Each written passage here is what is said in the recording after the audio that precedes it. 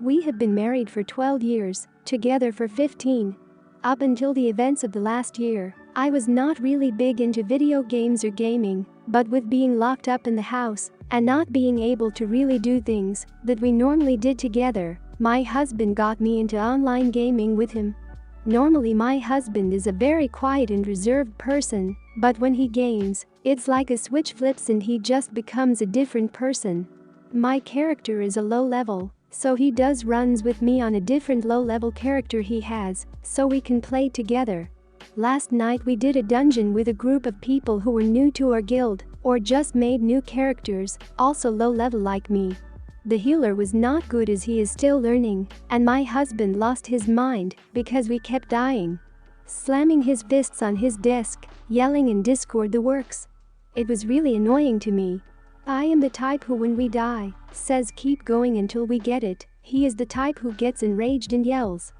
We have had multiple conversations about this. I have told him repeatedly that his attitude and behavior ruins the game for everyone, but he just says, if people didn't screw he wouldn't get so mad. Last night, I absolutely had it with his yelling and cursing. I play these games to relax and have a good time, and I find it irritating that we cannot have a single session without him acting like this. So I mentioned it to one of my online friends, who is also in our guild, and they agreed that my husband's behavior was problematic. Our GM messaged him and told him that he was getting complaints about him and basically said that he was on thin ice and if he kept it up he would be kicked out. My husband basically told him that he didn't care and quit, and then demanded that I do the same.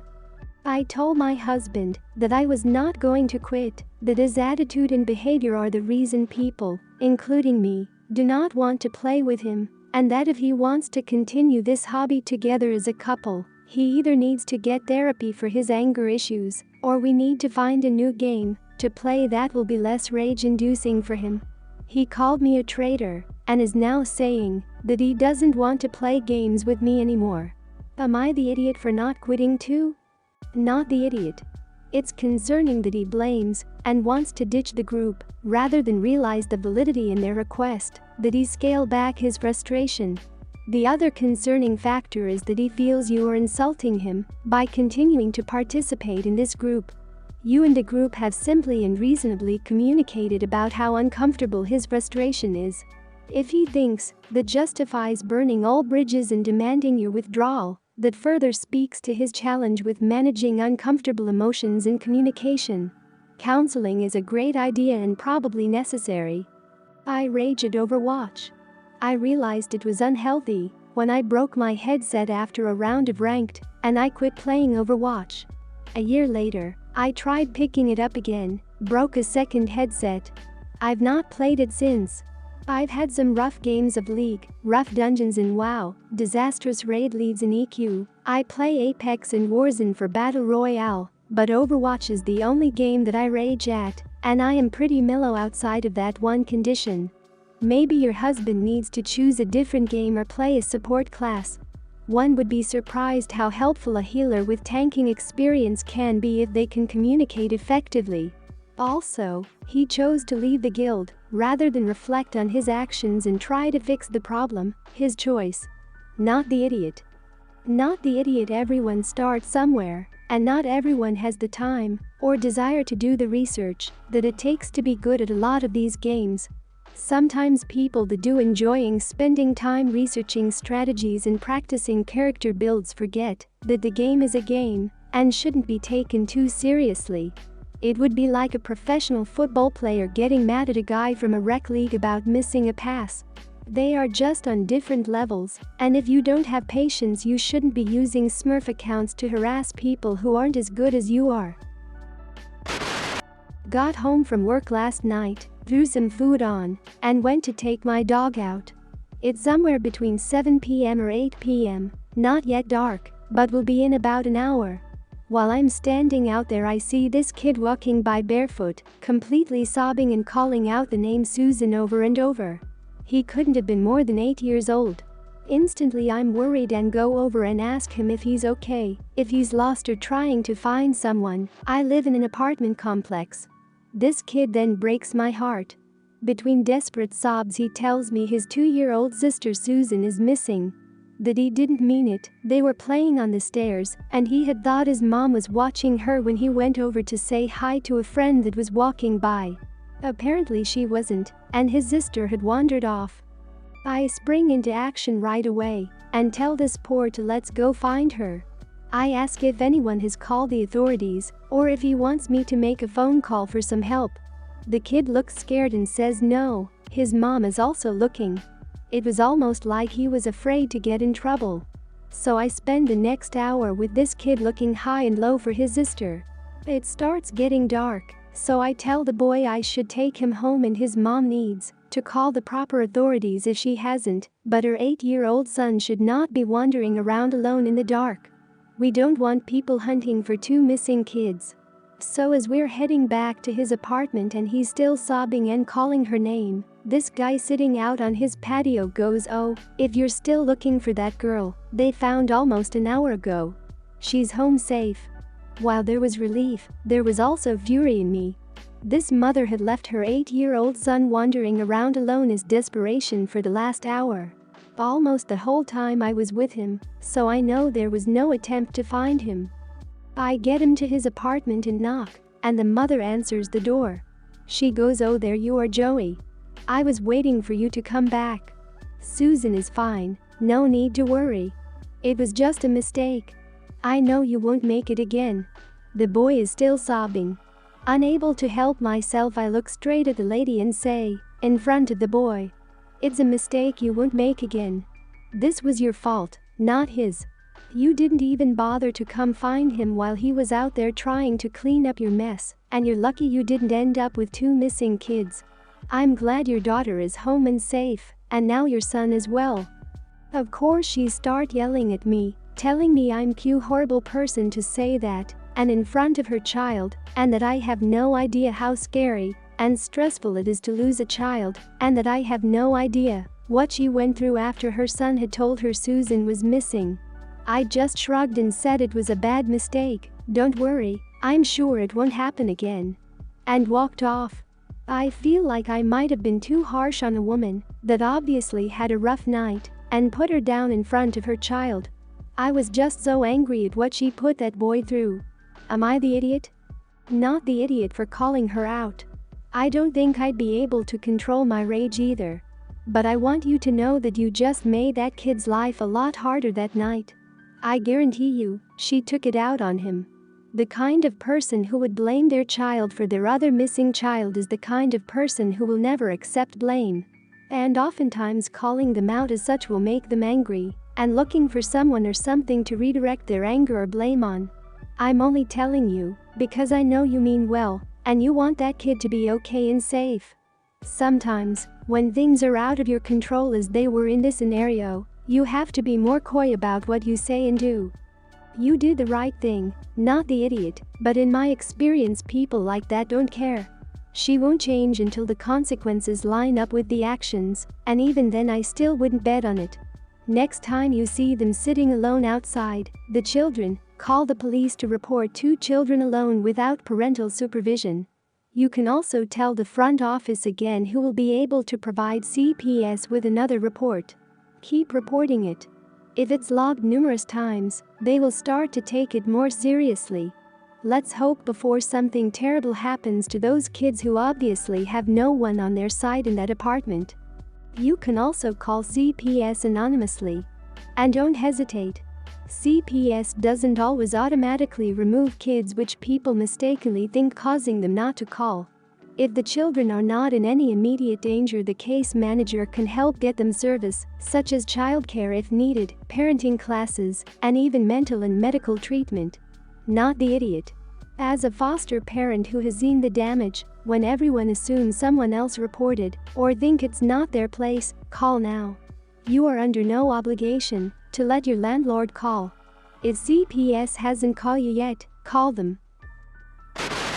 My 35 daughter Emilia, 12, has ulcerative colitis, and her body has a talent for building antibodies against medicines.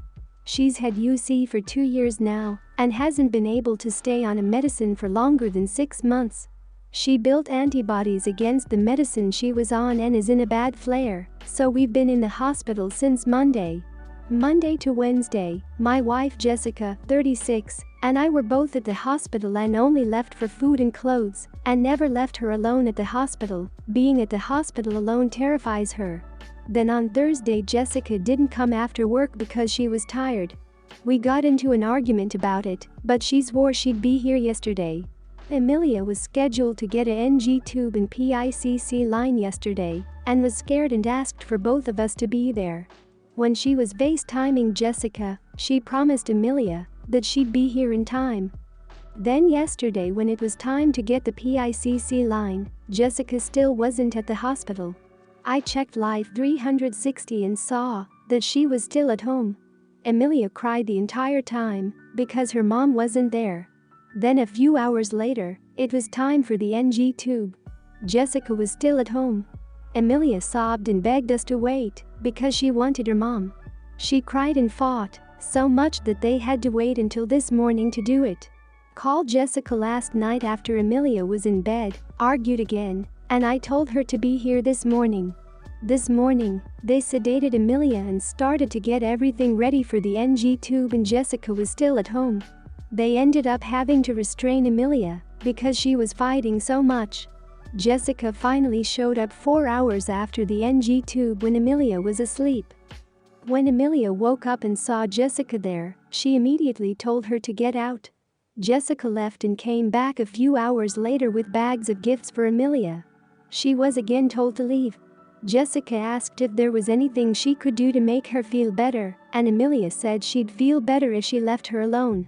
I talked to Emilia and told her that it's understandable that she's mad at Jessica and that she doesn't have to forgive her right away. She needs time to work through her feelings and that's completely fine. Jessica texted her and asked what she could do to get her to forgive her, and Emilia texted her back and said, "Mommy said I don't have to forgive you." Now Jessica is mad that I'm not trying to convince Emilia to forgive her. Not the idiot, but it sounds like your wife might have caretaker's fatigue. This is a terrible situation for your whole family, and you and your wife need to have a good talk about both how your daughter is holding up and how the two of you are, and if there's anything y'all can be doing to take care of yourselves while making sure your daughter's needs are met. And if this is the problem, then maybe have a gentle talk with your daughter, saying that while her mother should have been there for her, she should think about the fact that it's hard to watch someone you love who is in pain. It's not an excuse, but is a reason, and it's up to Emilia to decide whether or not that's a forgivable offense. I need everyone to please stop throwing avoidance around. You avoid adults, skirt responsibilities, but when it's your duty to your child, it's abandonment. Is the mother suffering caregiver fatigue? Probably, and I empathize. However, her inability to process is directly harming the child, which has consequences. That child is going to remember if she survives long enough. I would have agreed with no idiots here and just hoped for reconciliation, but the mother got angry at OP for validating their child's feelings. Just because we recognize the reason doesn't mean we excuse the behavior. Not the idiot.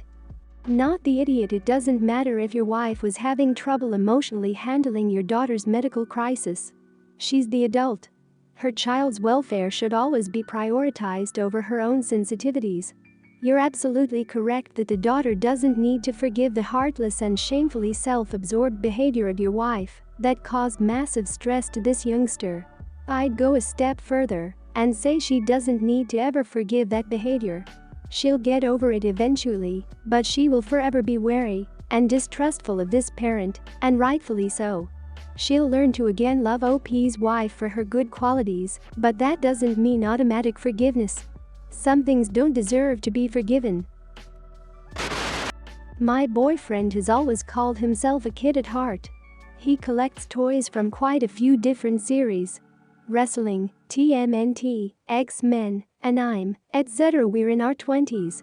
But they aren't for collecting purposes, they're all out of the box. And he plays with them. Whenever he thinks I'm asleep, I can hear him mimicking the voices of the characters or doing commentary, and I'll peek in the room and see him actually playing with them. That's another thing, it's a small apartment, and he's got a whole room just for them. And a whole dresser full of parts and cards. Their guns and weapons and such. But they're confined to that room, none of them are anywhere else.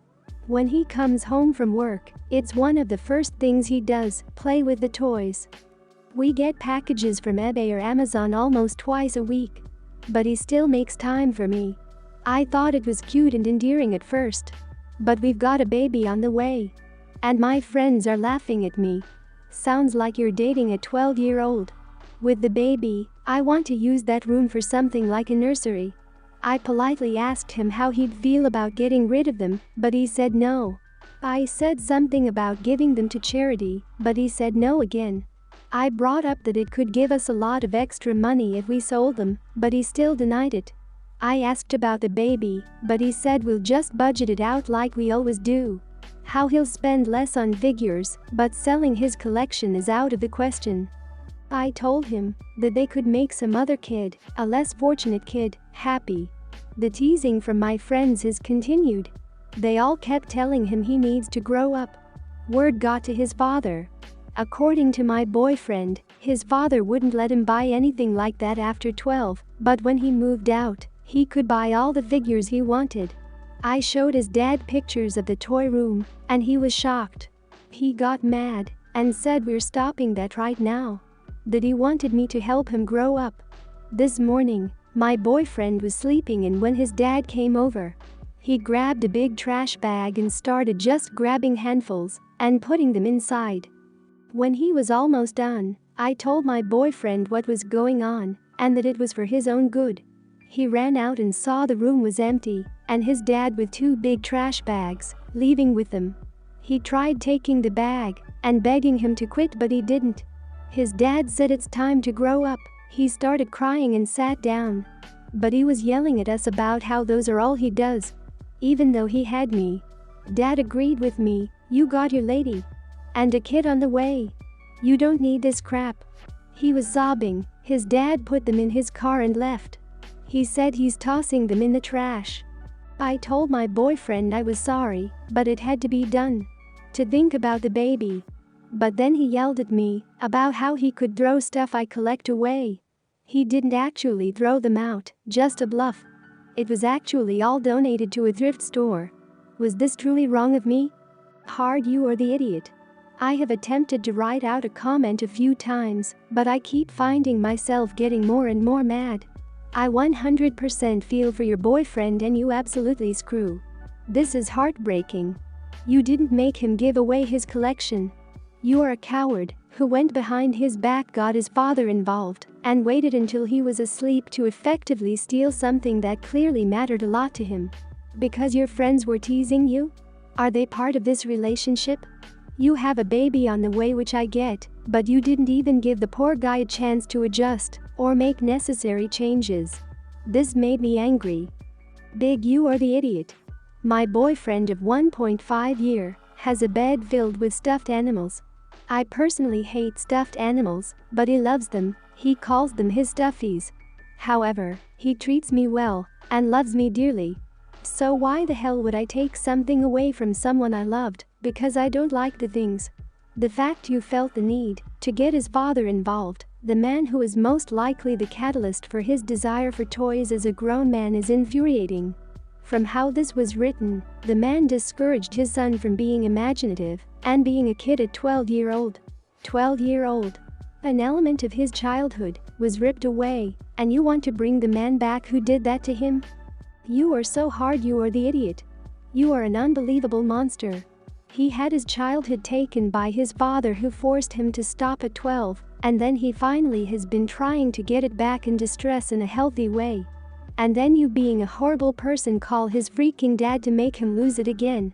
He agreed he would spend less on them, he would have made room for the child, and he would have loved sharing all of that with his child. But you have ruined it. He will resent you for the rest of his life. You need to call his father as soon as possible and get it all back. And beg and grovel and explain that you are a horrible person and got influenced by the voices of others because you are weak.